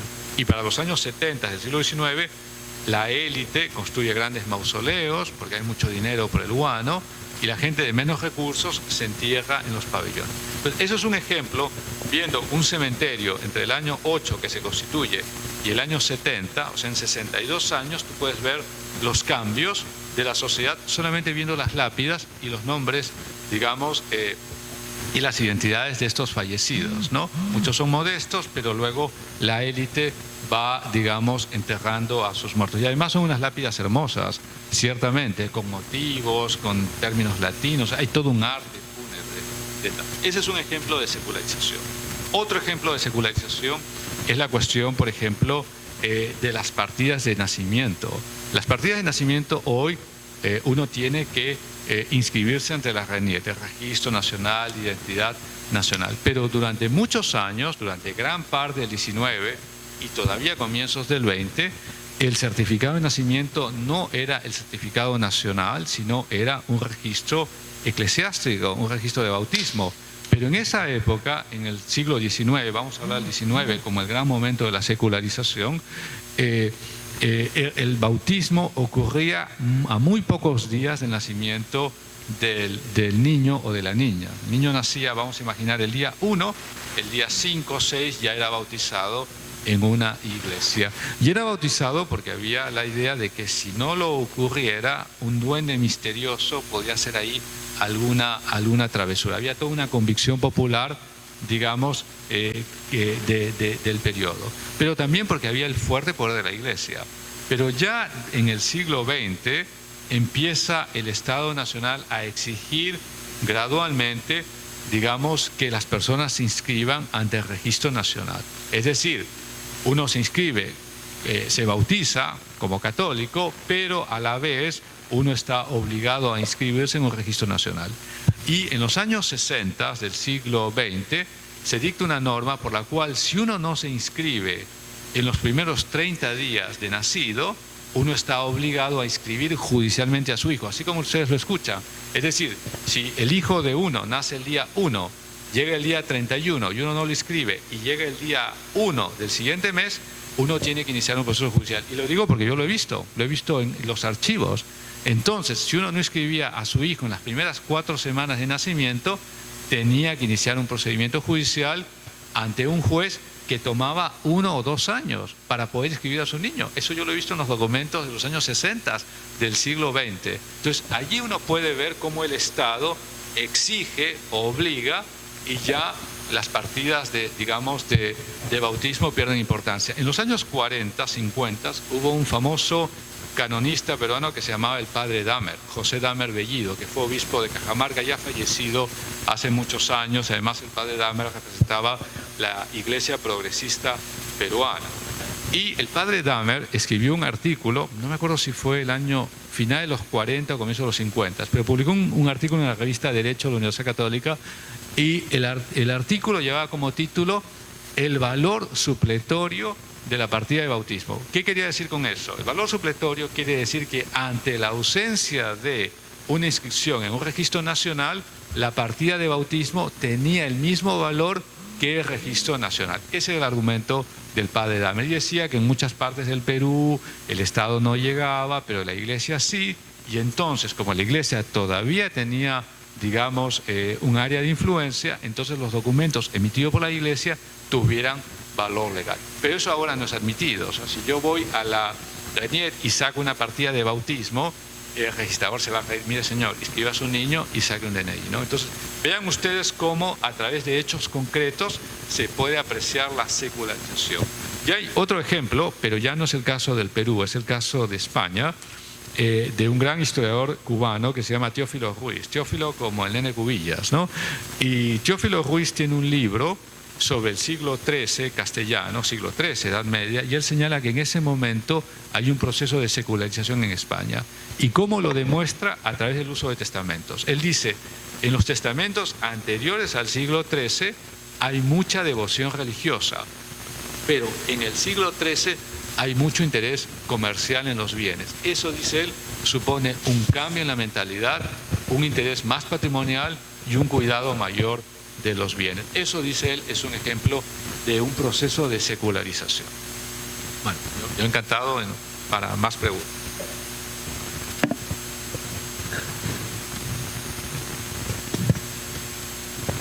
¿Alguna inquietud más, por favor? Gracias.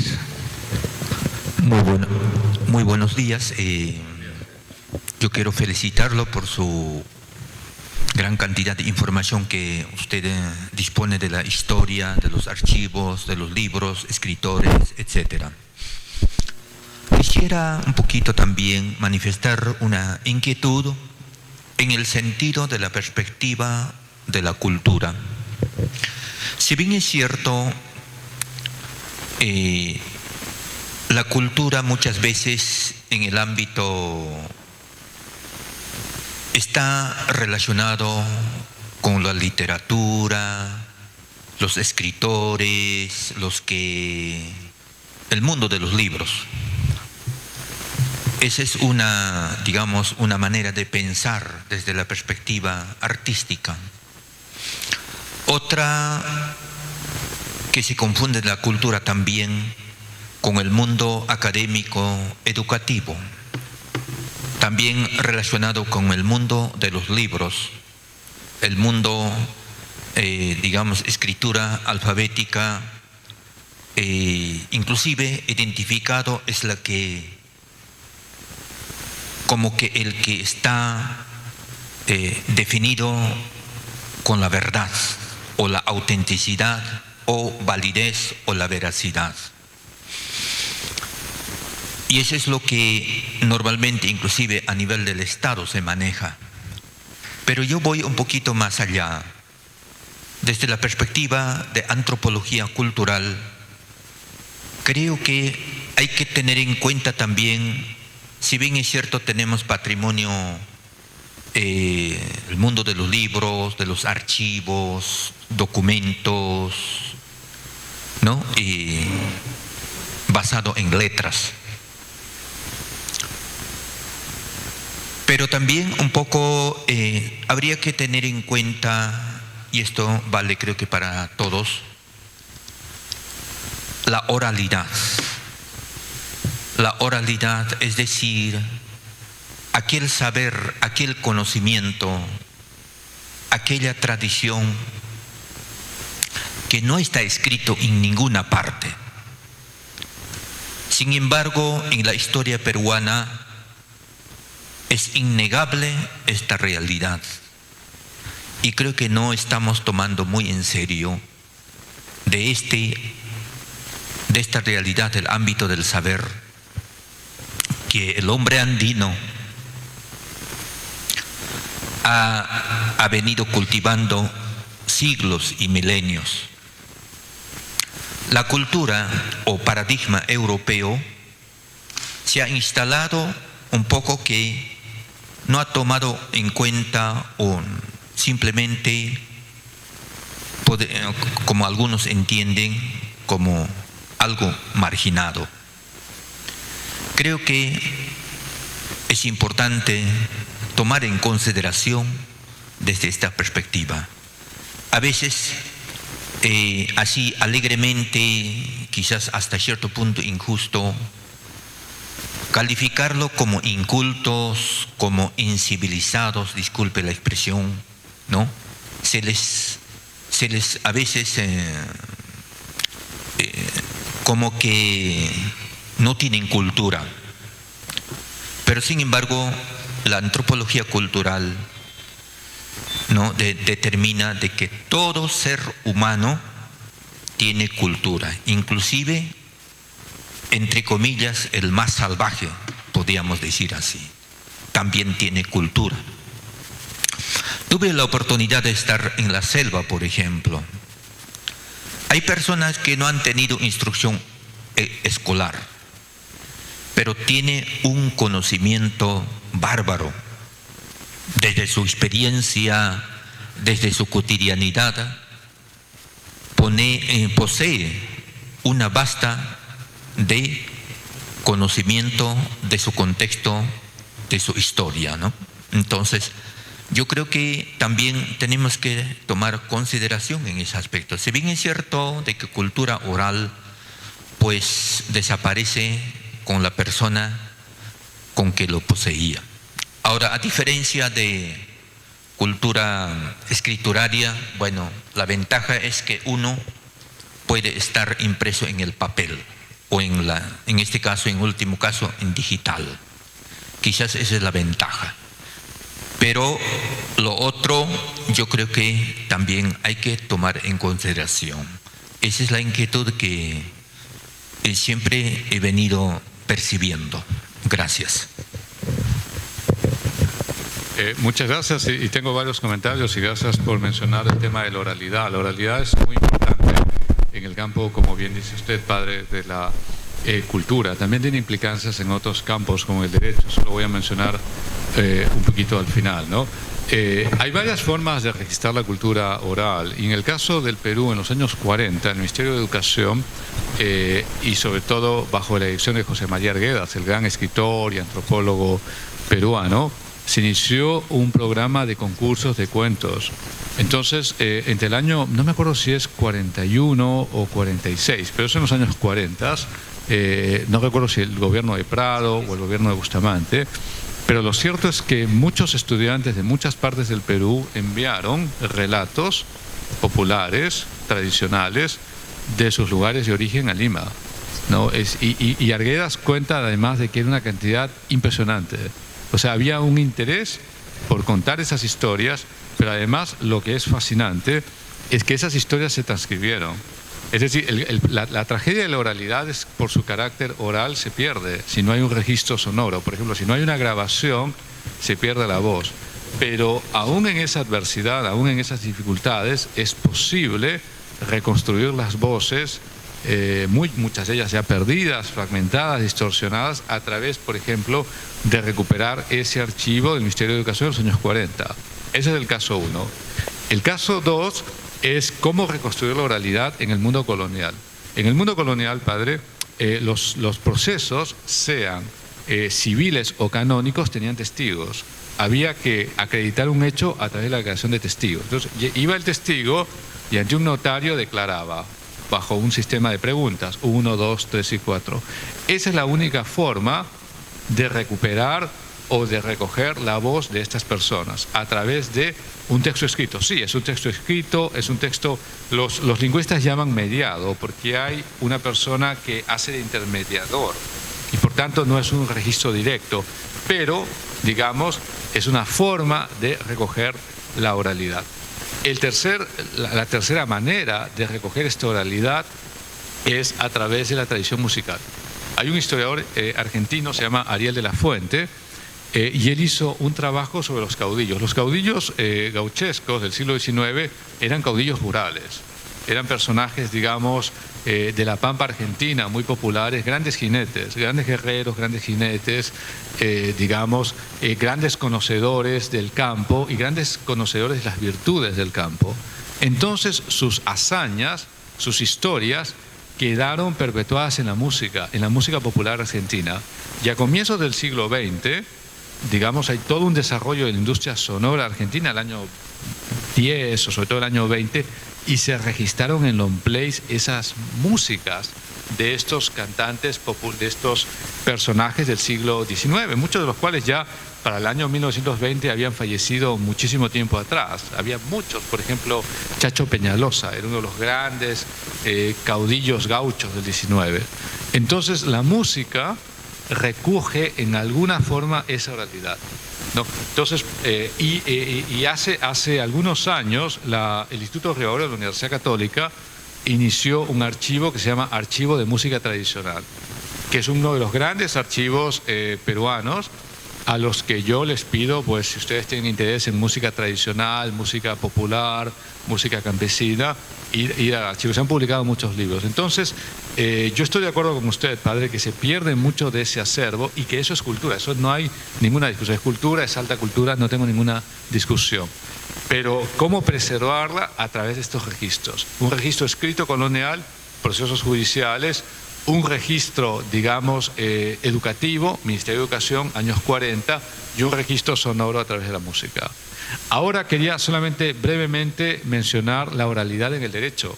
Desde el siglo XIX hubo un gran debate en el Perú por hacer un proceso rápido y justo, de manera que se privilegiaba lo que se llama la oralidad. ¿Qué consiste la oralidad en el derecho? Básicamente que no se lleva un expediente formal, sino las partes vienen, hablan con el juez les pide que presenten unas pruebas e inmediatamente falla.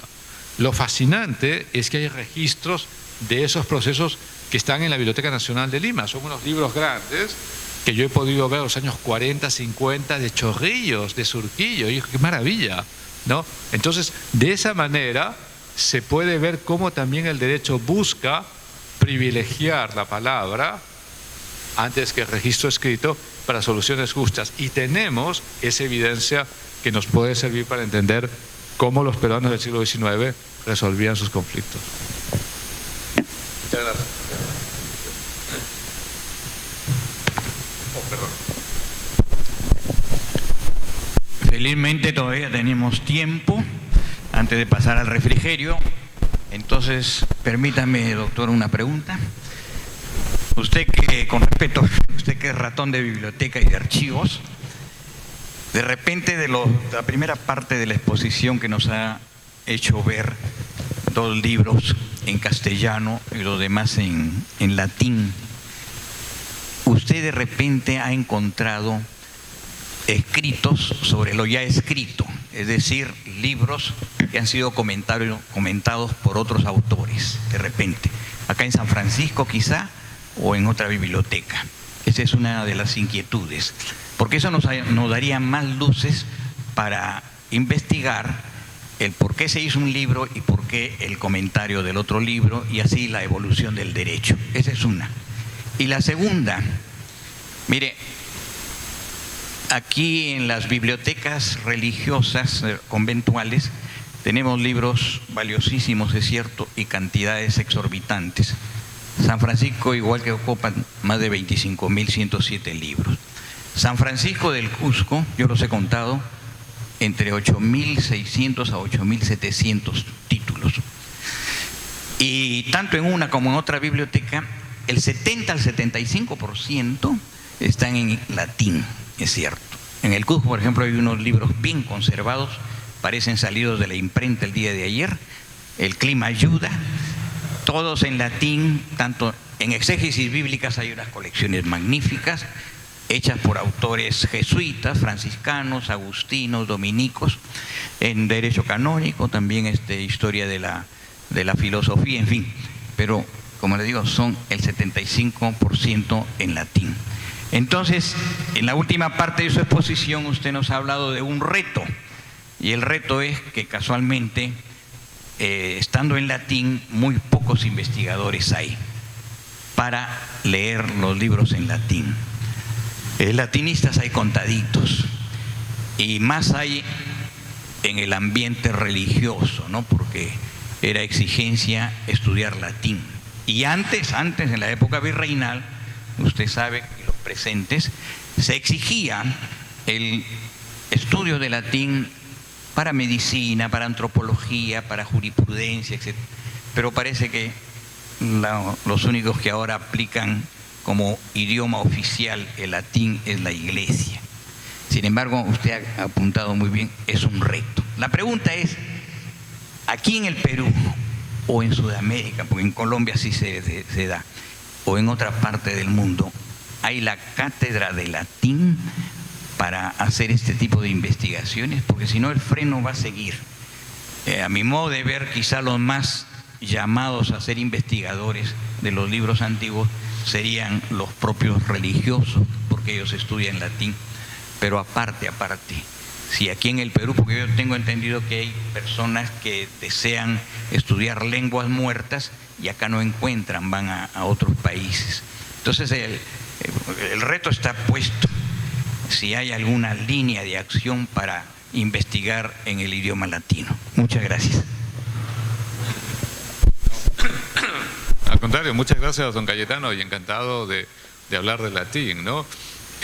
Bueno, no quiero que se vea como propaganda, pero si quieren estudiar latín, vayan al seminario de Santo Toribio, que se ofrecen seminarios por el doctor Manzanares, que fue profesor mío hace muchos años en la Universidad Católica, ¿no? No quiero que piensen que soy su agente ni cosa parecida, ¿no? Pero el doctor Manzanares es un gran latinista y él además me dijo que él aprendió el latín como acólito. Ustedes saben que los acólitos son los que asisten a los sacerdotes en el oficio, y así me contó, así yo aprendí el latín rezando el Pater Noster, el Padre Nuestro, ¿no? Así que es una posibilidad el seminario de Santo Toribio ofrece cursos de latín para el público en general, es decir, no está pensado como curso universitario, obviamente se enseña dentro de la universidad, pero el que quiere aprender latín puede hacerlo. Yo estudié latín con el doctor Manzanares en la universidad y aprendí latín también con un gran latinista peruano, ya fallecido, que se llamaba Julio Picasso, que no era filólogo, no era lingüista, era ingeniero agrónomo además, ¿no? Y él trabajaba en el Ministerio de Agricultura, un trabajo que él me decía infamante, ¿no? Pero, digamos, en sus ratos libres enseñaba latín, tradujo muchos textos en latín, creo que tradujo, no recuerdo si tradujo algo griego o algo medieval, pero él tiene alguna traducción, digamos, en latín, en estas lenguas, sobre todo del mundo antiguo, ¿no? Entonces, el seminario de Santo Toribio es una posibilidad y tiene la ventaja, por lo menos hasta hace algunos años, de ofrecer cursos al público, como se llaman cursos de extensión. Uno no tiene que ser estudiante, simplemente va, digamos, se inscribe y toma la clase. No sé la situación en la Universidad de San Marcos, pero hay un libro de una profesora alemana sobre el latín colonial, que no he leído el texto y no recuerdo el nombre ahora de esta profesora, pero es muy famosa, profesora Ibcher, me parece, tal vez el apellido sea Ibcher, pero no lo recuerdo bien. Ella tiene un libro, El latín en el Perú, publicado por el Fondo Editorial de la Universidad de San Marcos, que no he leído el texto, pero es una presentación de la lengua latina y entiendo que en San Marcos se enseña latín. Yo lo aprendí, como digo, en la Universidad Católica, bueno, lo aprendí, es un decir, llevé clases de latín.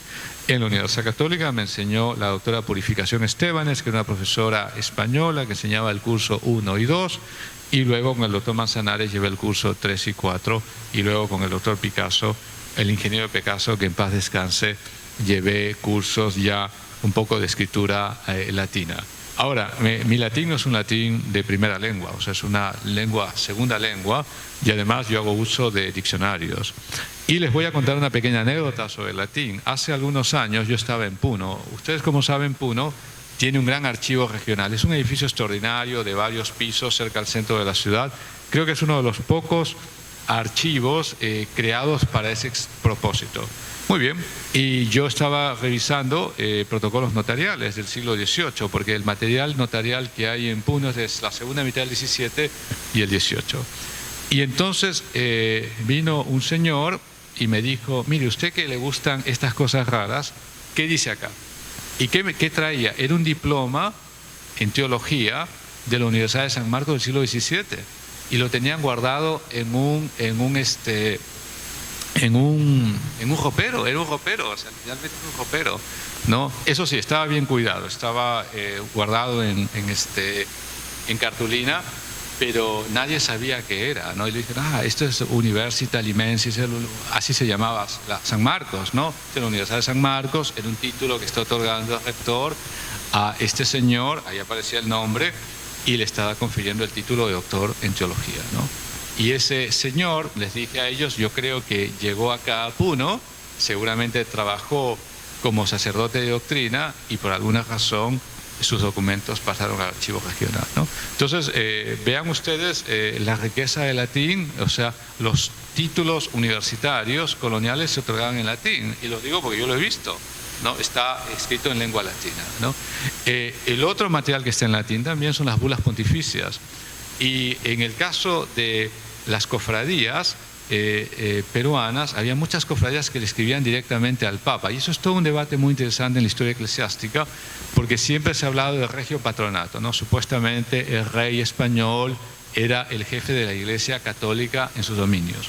Pero resulta que muchas cofradías preferían dirigirse directamente al Papa, en esa época estados pontificios, para solicitarle alguna gracia, alguna merced. Y el Papa contestaba con bulas latinas, es decir, con bulas pontificias escritas en latín, que son hermosas. Es una pena que no haya podido traerlas, pero se conservan acá en la oficina del obispo de la ciudad. Y les digo eso porque una vez con un gran archivero, el doctor Melesio Tineo, estuvimos viendo esas bulas, ¿no? Entonces vean ustedes que hay una gran riqueza latina, impresionante, y que valdría la pena estudiar. Y como siempre digo, hay que estudiar un idioma sin temor, sin miedo. O sea, uno se va a equivocar, evidentemente uno va a pronunciar mal, uno no va a decir la palabra, apropinquare, sino apropincare, por ejemplo, pero eso no importa. Lo importante es entrar a aprender un idioma con nuestro propio acento, evidentemente, y practicarlo y rescatarlo para de esa forma conocer el idioma. Ahora, los latinistas se reúnen. Hay una ciudad en Kansas, me parece, en Estados Unidos, donde hay el Congreso Mundial de Latinistas. Todos los latinistas se saludan entre ellos. ¿Cómo se saludan en latín? Salve. No, hola, digamos, ¿no? Entonces se saludan entre ellos y hablan en latín y hacen memes en latín, y ahí está, o sea, están, digamos. Y yo no he visto TikToks en latín, pero no me extrañaría que alguno de estos latinistas haya hecho uso de esa tecnología. Y para la cuestión de los libros, quería mencionar que hace poco, dos detalles. Uno, Agnes Gewald, que es una historiadora alemana, acaba de publicar por la editorial Cambridge, no me acuerdo si es Cambridge o Brill, pero ella ha publicado un libro sobre el libro en el Perú en el siglo XVIII. Y una de las cosas fascinantes que ella muestra en el libro es que circulaba mucho libro fuera de Lima, y he estudiado muchas bibliotecas, digamos, sobre todo me contó muchas en Junín, Huancayo, Jauja, Tarma. Entonces un poco, Ocopa está ubicada en Junín, por cierto, ¿no? Entonces, y ella muestra que hay una vitalidad intelectual fuera de Lima, evidentemente. Bueno, es obvio, ¿no? Porque Lima es una ciudad que, aunque era muy importante en el periodo colonial, no era la única ciudad en la que había universidades. Había también un seminario en San Antonio Abad, en el Cusco estaba el seminario también de San Cristóbal, en Huamanga, etcétera, ¿no? Pero es un libro muy interesante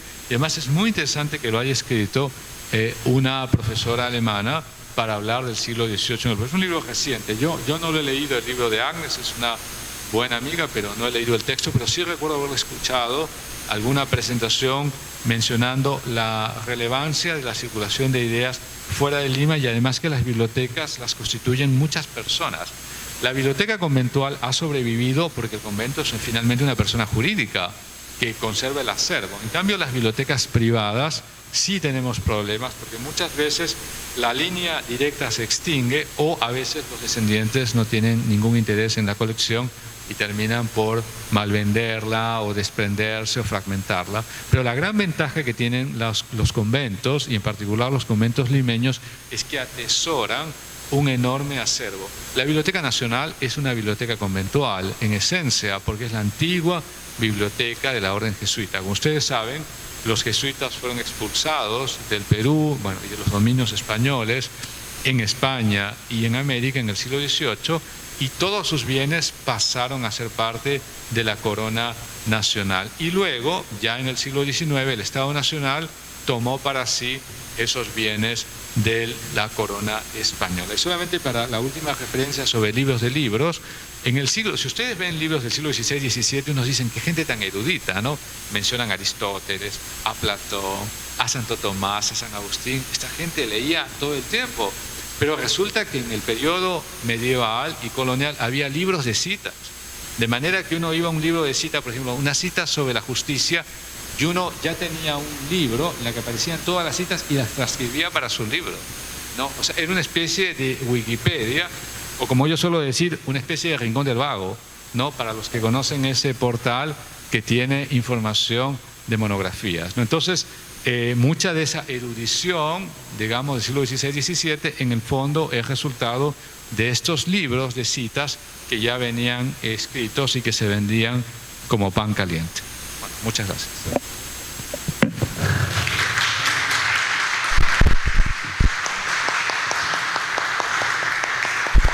Muchísimas gracias, doctor Renzo. Su vasta experiencia nos ha ilustrado y nos quedamos contentos, satisfechos con su presentación. Yo pediría un voto más de aplausos porque nos ha ilustrado enormemente. Muchísimas gracias. Estamos en el horario exacto, vamos a pasar al refrigerio, no sin antes avisarles de que los servicios higiénicos los tienen aquí nomás, y también a la entrada. Igualmente me indican de que a la hora del almuerzo, el menú es bastante franciscano, estamos en la temporada de Cuaresma, así que va a ser pescadito bien rico y un chupe. Pero si alguien por motivos de salud no, entre comillas, no puede acceder a este menú, nos avisan con tiempo para hacerles preparar algo. Muchísimas gracias y nos estamos viendo. Pasen al patio, por favor. Y también hay una tiendecita de objetos franciscanos de recuerdos que pueden adquirirlos. Gracias.